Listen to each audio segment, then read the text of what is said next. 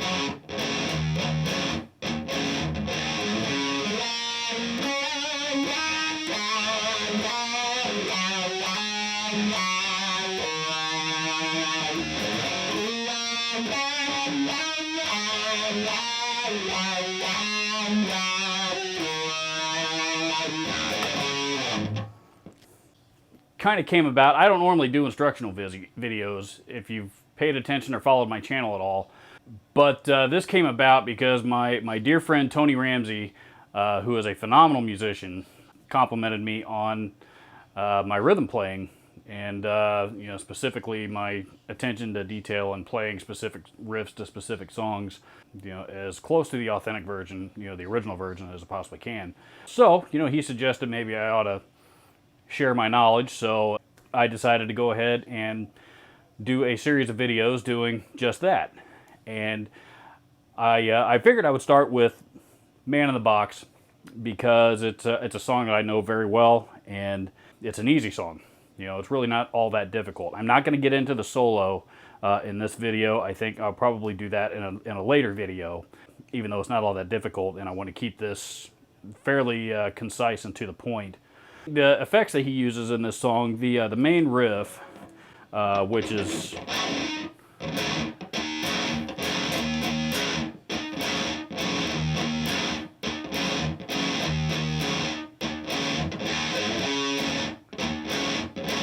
that riff there, he's actually using a talk box when he's playing that riff, and if you, I'm sure you can search the internet and find a live version of it. I actually saw them play that song live at I think it was the NFC Championship game a couple of years ago in Seattle, where they're from.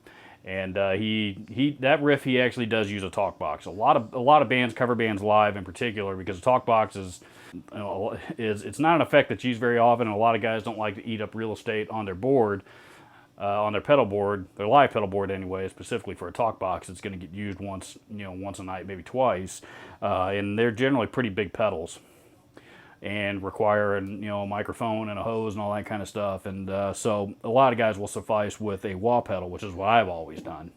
You know, kind of sound.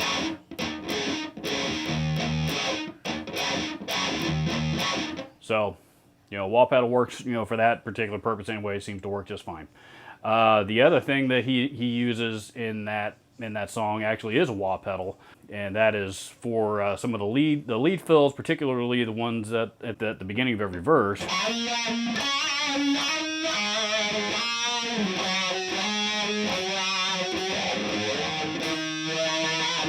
You know, that he does use a wah pedal for, as well as the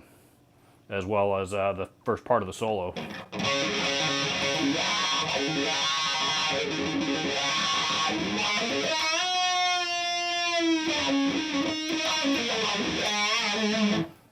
Overbend there, but we'll pretend that didn't happen. And everything else is really his, as far as I know anyway, is, you know, basically his standard gear. The main riff, the very beginning, is a mere 2 notes. It's kind of like you would play a 2-note open E power chord, which is an open E and the B on the second string. Except that E, or the B rather, is on the 5th string rather, the A string, is moved up to the D note. So you're playing an open D and an open E on the E string and a D on the A string, the 5th fret.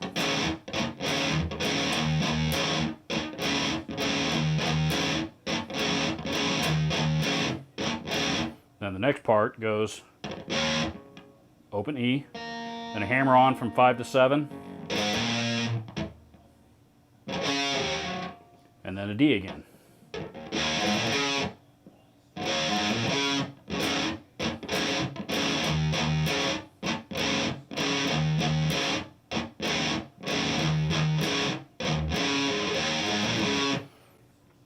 Then it goes through that a couple of times, and then goes into that first lead fill that I played. And that starts on the D string. D string, 7th fret, slides to the 9th fret. Then you go to the G string, 7th fret, and a hammer on to the 9th fret. Then back to the D string on the 7th fret, and another hammer on to the 9th fret on the D string. And then a quick jump down to the 5th fret on the D string. And a hammer onto the 7th. Back to the 5th fret.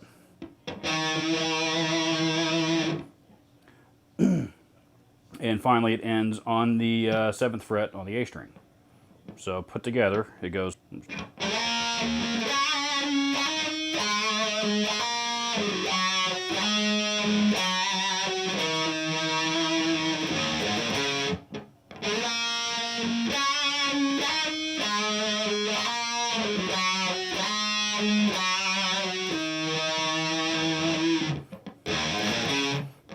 And if you're using a wah pedal on that, you want to make sure and take the wah pedal off. Turn the wah pedal off when you go back to the... And then it's back to the main riff.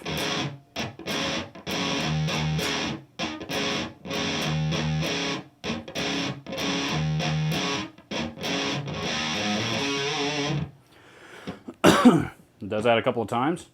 At the end of the main riff, it goes, you have an open E, a muted open E that is, back to the D, and a hammer on to the E note, the 7th fret, on the A string. Then I always go up to the 12th fret and slide down, and then we go to the G, which is essentially the bridge. And what this is kind of a blues shuffle. The way that it starts, and this is a good stretching exercise for your fingers, it goes.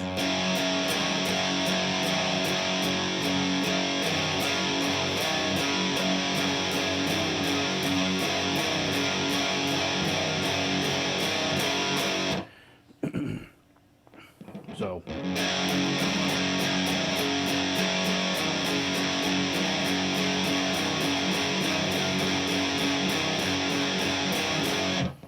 and then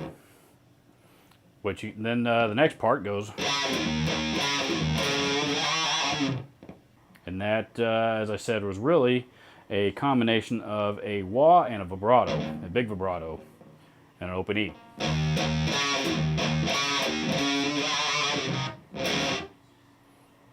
And then it goes back to the main riff.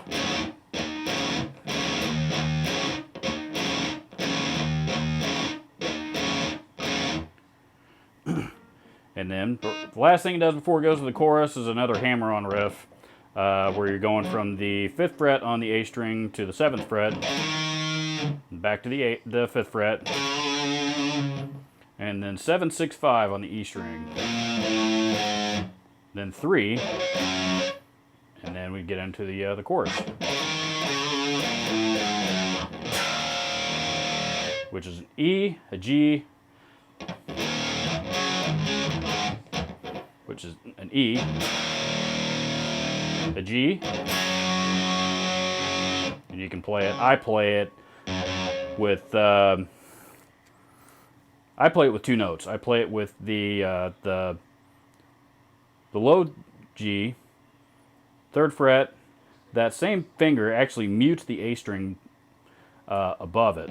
And then the D and G strings ring open. And then again, my ring finger on the 3rd fret on the B string. And again, that finger mutes the high E string. So it sounds like this. Kind of a fuller power chord, if you will. You can also play the full chord version. Full open chord. I'd prefer just play that one. So it starts with an E. Then D. And then A. And then it goes E, open E, and then a bend on the 3rd fret.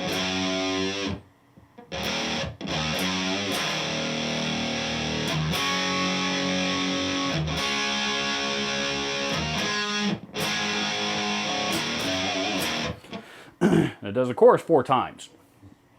And in doing so, I like to have a little bit of fun with this, and I add in a couple of extra notes that I think are cool. So the full way that I play it, it sounds like this.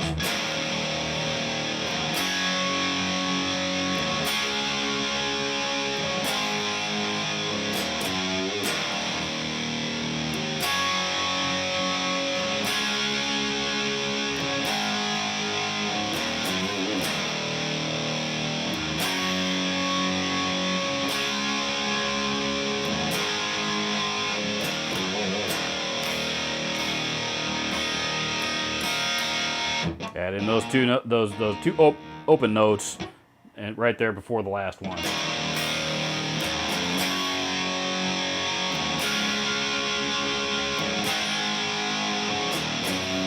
And you're back to the main riff.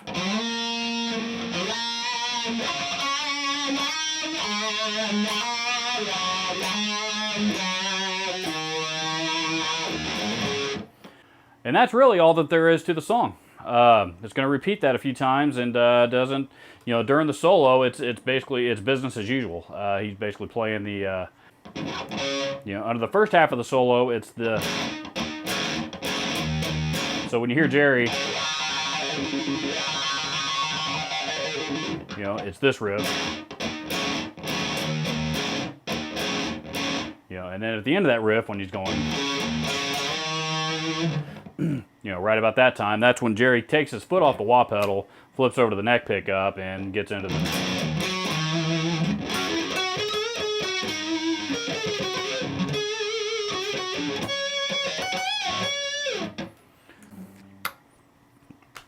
And beyond that, it's really that's the extent of it. Not a very complicated song, but it's a great song, a popular song. I believe it was their first hit. And, one that every Jerry Cantrell fan out there ought to know. So, at least in my opinion. So, please, if you have any questions at all, please don't hesitate to leave a comment down below, or you can contact me via Facebook, Twitter, email, or directly on my website. And all of those links are both down in the description below, as well as in the credits at the end of this video. Please feel free to contact me, whatever method is best for you, and with any questions, I will be happy to guide you in the direction as best I can. And thanks for watching.